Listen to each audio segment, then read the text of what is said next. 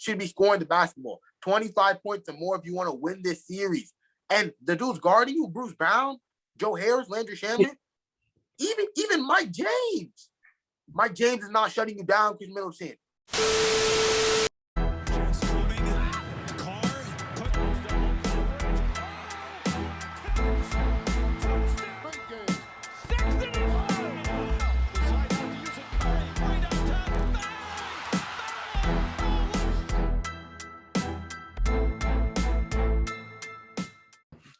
Yo, guys, welcome back to another video on the Up Next Show. If you haven't already, like, subscribe, and go hit the comment button. Suggest some video ideas for us. But fans of the Up Next Show know that Kaylee isn't here, as you may notice. That's because she's on a little vacation right now, but she should be back shortly. But we're gonna keep producing bangers for y'all. So today, we're gonna be talking about the Nets and the Bucks. We're gonna be giving our takes on it, recaps, and our predictions about the series. Deliso, I'll pass the torch on to you. Thank you. Let's be honest. The Bucks are not winning. The Bucks are not winning this series. The Bucks are a talented team enough. I believe the Nets will win in 6, Harden or not. But the Bucks can push it to 7. They have a chance. I'm not saying the Bucks have no chance, but the Nets should win this series. The Nets are the better team. The Nets have more offensive firepower than the Bucks do defensively. But let's be honest. James Harden is out now. So now that James Harden is out, the Bucks should be able to counter some of that. But let's go. The Bucks should not be going 6 for 30 from the 3, and that will never happen again. The Bucks are the 6th best team from the 3 this season, and it's not like the Nets are playing stifling defense. So you're telling me the Nets are stopping the Bucks? No, the Bucks are missing wide open shots, and they have to capitalize. They let game 1 slip away. It was a 7-point game with 3 minutes left in the third, and the Nets went on a run with Kyrie and KD and Blake Griffin. Mind you, Harden's out.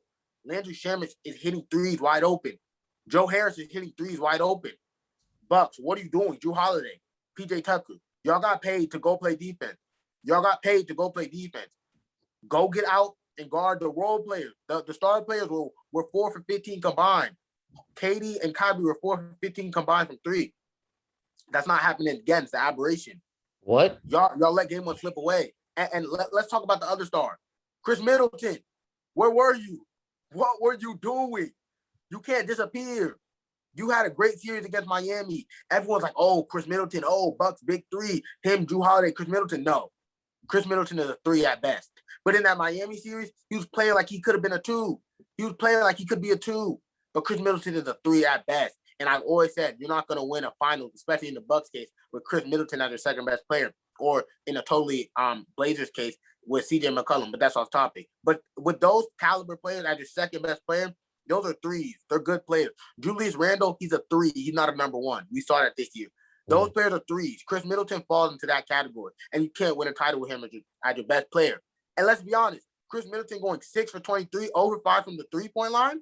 Are you kidding me? 13 points in a game 1 with no James Harden? It's not like you're playing stifling defense on the other end trying to go stop Harden.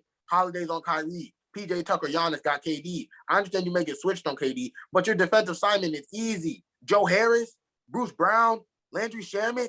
Are you kidding me? Maybe even Blake Griffin, Chris Middleton. You're not putting forth a bunch of effort on the defensive end to where it should affect your offensive game. You should be scoring the basketball. 25 points or more if you want to win this series. And the dudes guarding you, Bruce Brown, Joe Harris, Landry Shamet, even Mike James. Mike James is not shutting you down, Chris Middleton. Put the ball in the hoop, 3 and D. Help the Bucks win this series and this game. If the Bucks go down 2-0, it's over. It's good night, Irene. It's over. All right, so I agree. I agree with those points, except for one to talk about the aspiration of the Nets hitting all those threes. Come on, No.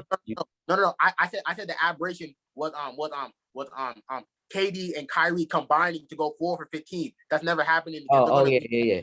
Well, I'm gonna just tell you this. Like Delisa said, it is over.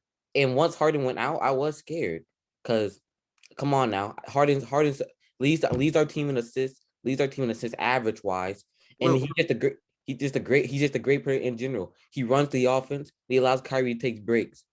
But now, and I saw that they couldn't stop it. But now, I'm full for the Nets are winning the finals. The Nets are winning the finals. We had no Harden, and Nets are winning finals. But I'm gonna get to my points. That I think the Nets will win this next game coming up. The Nets are 28-8 when they are at home this season. And I think that streak continues to 29-8. Come on now. The Nets, their Nets are not losing at home. And let's talk about the 3-point percentage. The Bucks this year, surprisingly, could not defend the 3-point well. They were last in the league in defending three, and that came back to bite them. And while I know what y'all gonna say, Harden's not gonna play. Harden's not gonna play this game. Then the Bucks are gonna have a revival. No, this was an interesting stat that I brought up. Even when Harden's off the court, the Nets average 118 points a game. When Harden's on the court, they average 119 points a game.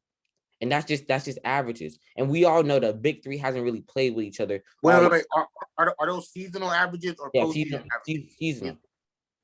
Seasonal.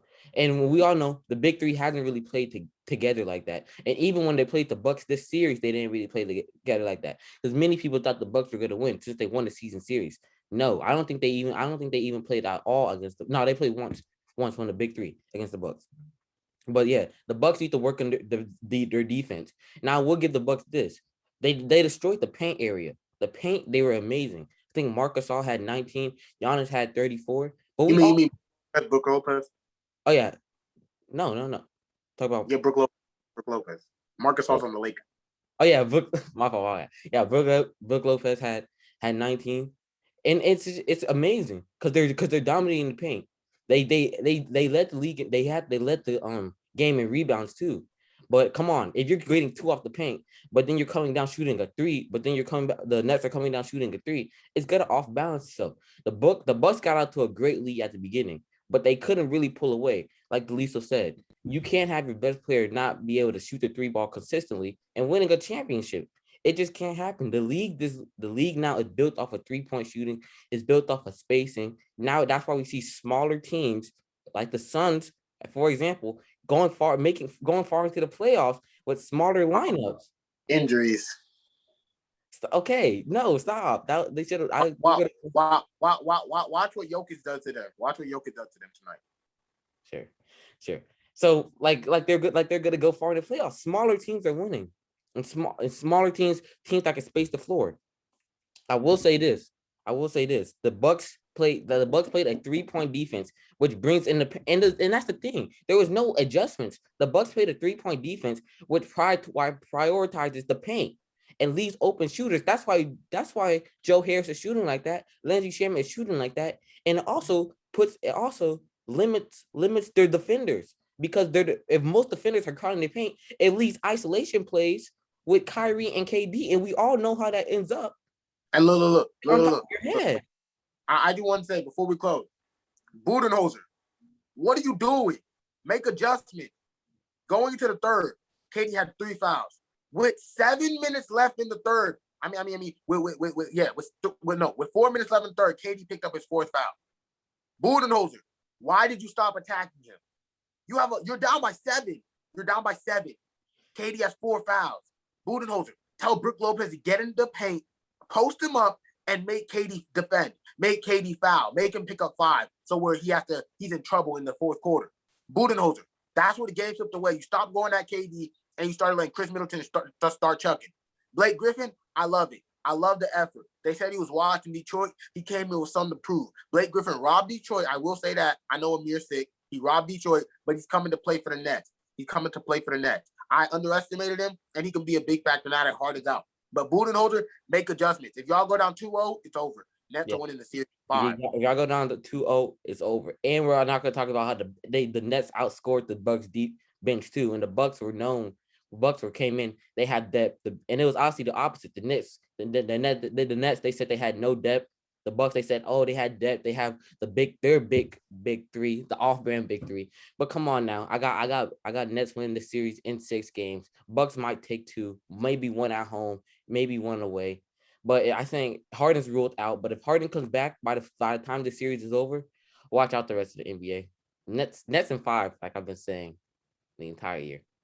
But thank you for watching this video. That's gonna be a wrap. Again, like, subscribe, drop a comment, and share with all your friends.